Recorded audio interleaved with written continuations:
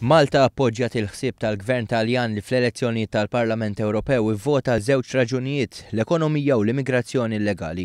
Stqar dan il-Ministru għall-Affarijiet tal-Intern u s-Sigurtà Nazzjonali Manuel Malija waqt laqgħa tal-Kunsill tal-Ministri tal-Intern tal-Unjoni Ewropea fil-Lussemburgu. Il-Ministru Malija qal li hemm bżonn tittieħed azzjoni immedjata dwar l-immigrazzjoni illegali biex iċ-ċittadini jibqgħu jemmnu jkollhom tama fl-Unjoni Ewropea. Malija qal li s-sitwazzjoni fil-Mediterran baqgħet waħda kritika u li sejra għall-ar speċjalment fid-dawl tas-sitwazzjoni mwera fil-Libja. Għaldaqstant dawn is-sitwazzjonijiet jirrikjedu reazzjonijiet determinanti mill-Kunsill Ewropew.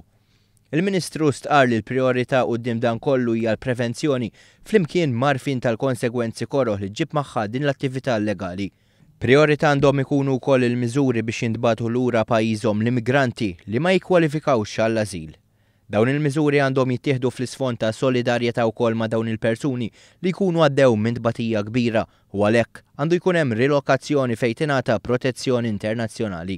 Il-Ministru Manuel Malija temm jgħid li hemm bżonn ta' aktar użu proattiv mit-task force kif ukoll jiġu identifikati spazji ġodda u soluzzjonijiet sabiex tingħeleb il-ġlieda kontra l-immigrazzjoni illegali.